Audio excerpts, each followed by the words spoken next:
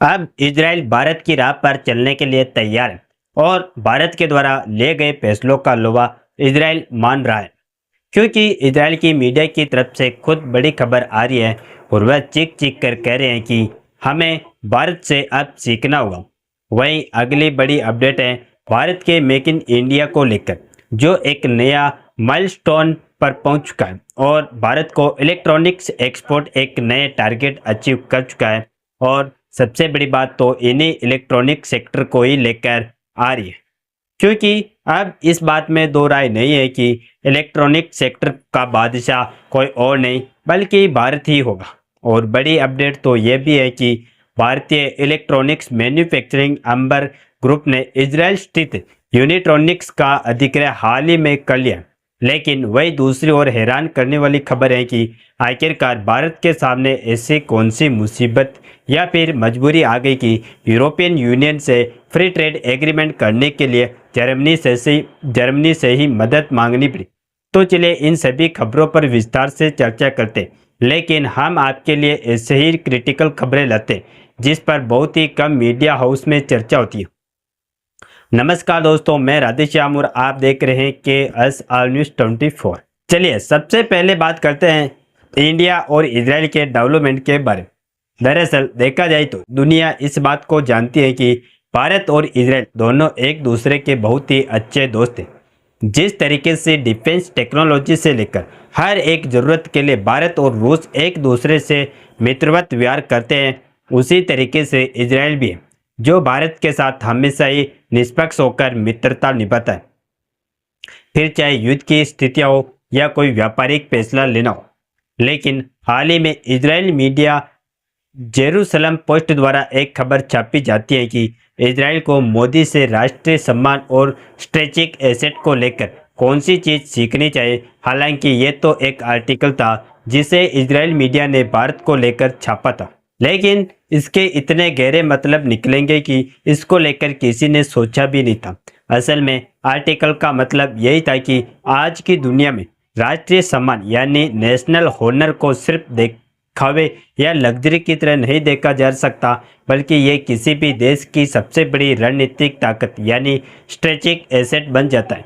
भारत का उदाहरण सामने रखकर बताया गया कि मोदी सरकार ने यह चीज़ दुनिया को दिखा दी है। जब भारत की सुरक्षा की बात आती है तो चाहे सर्जिकल स्ट्राइक हो या बालाकोट एयर स्ट्राइक, भारत ने कभी झुकने की नीति नहीं अपनाई।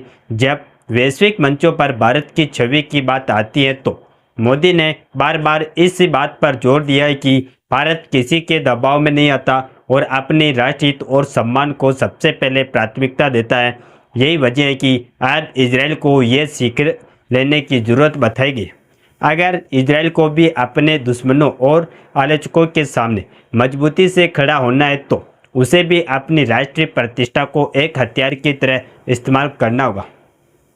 यानी अब भारत का मॉडल, भारत की नीति और भारत के नेतृत्व शैली को पूरी दुनिया गंभीरता से देख रही है। सोचिए दोस्तों, जहाँ पहले भारत को सिर्फ एक विकासशील देश की तरह देखा जाता था, वहीं अब इजराइल जैसा तकनीकी और सैन्य रूप से उन्नत देश भी मान रहा है कि भारत से सीखने की जरूरत है। तो ऐसे में और भारत के लिए इससे ज़्यादा सम्मानजनक बात क्या हो सकती है। वही अगली बड़ी अपडेट है भारत के मेक इन इंडिया से जुड़ी। सबसे बड़ी बात तो इलेक्ट्रॉनिक सेक्टर को ही लेकर आ रही, क्योंकि अब इस बात में दो राय नहीं है कि इलेक्ट्रॉनिक सेक्टर का बादशाह कोई और नहीं बल्कि भारत ही होगा। क्योंकि ताज़ा रिपोर्ट के मुताबिक सिर्फ इस साल की पहली तिमाही यानी Q1 में भारत के इलेक्ट्रॉनिक्स एक्सपोर्ट में 47% की ज़बरदस्त बढ़ोतरी दर्ज की गई। और यही नहीं, अब तो 99% मोबाइल फ़ोन भारत में ही मैन्युफैक्चरिंग हो रहे। तो दोस्तों सोचिए, यही वह भारत है जहां कभी मोबाइल फ़ोन और इलेक्ट्रॉनिक्स डिवाइस पूरी तरह से बाहर से आते थे। लोग कहते थे कि भारत सिर्फ सॉफ्टवेयर में ताकतवर है, हार्डवेयर बनाना हमारी बस की बात नहीं। लेकिन आज मेक इन इंडिया और प्रोडक्शन लिंक्ड इनिशिएटिव यानी PLI स्कीम जैसी नीतियों के चलते भारत न सिर्फ अपनी ज़रूरतें खुद पूरी कर रहा है बल्कि पूरी दुनिया को एक्सपोर्ट भी कर रहा है। इसका सीधा मतलब है कि भारत अब इलेक्ट्रॉनिक्स का हब बनने की ओर बढ़ चुका है। पहले जो मोबाइल चाइना, वियतनाम या ताइवान से आते थे, अब वही मोबाइल भारत में बन रहे। सैमसंग, एप्पल, Xiaomi जैसे दिग्गज कंपनियां भारत को अपना मैन्युफैक्चरिंग बेस बना रही हैं और भारतीय कंपनियां भी इस रेस में तेजी से आगे बढ़ रही हैं। इस उपलब्धि का सबसे बड़ा फायदा रोजगार और अर्थव्यवस्था को हो रहा है। लाखों नई नौकरियां इलेक्ट्रॉनिक्स मैन्युफैक्चरिंग में पैदा हो रही है और भारत का विदेशी मुद्रा भंडार भी लगातार मजबूत हो रहा है।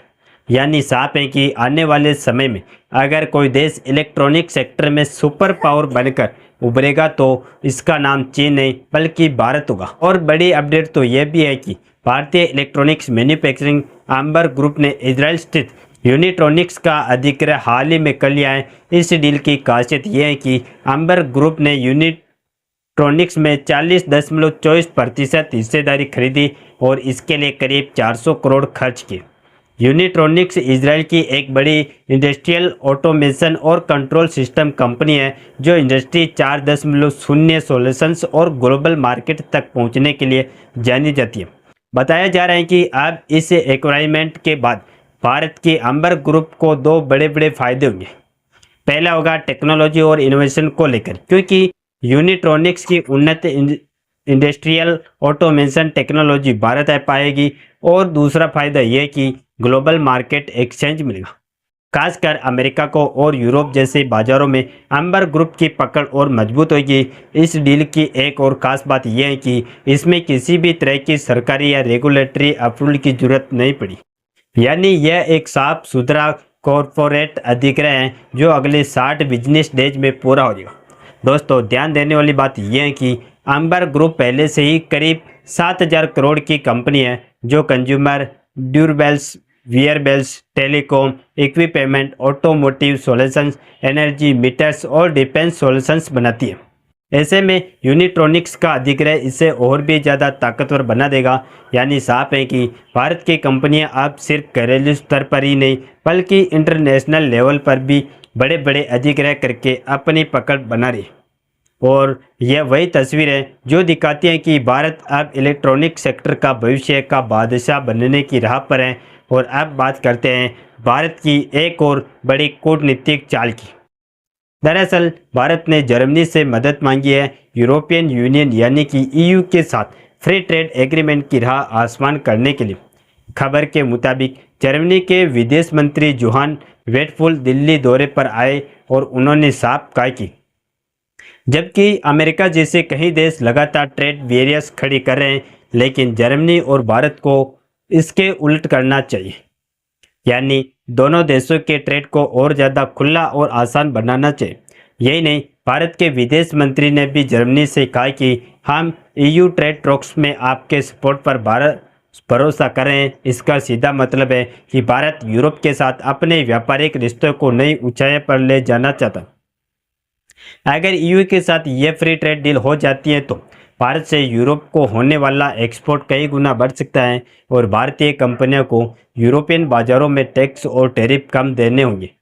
दोस्तों, ध्यान देने वाली बात यह है कि ईयू के साथ एफटीए की बातचीत पिछले कई सालों से अटकी हुई थी, लेकिन अब भारत सीधे जर्मनी जैसे बड़े और प्रभावशाली देश को भरोसे में लेकर यह डील आगे बढ़ाना चाहता है।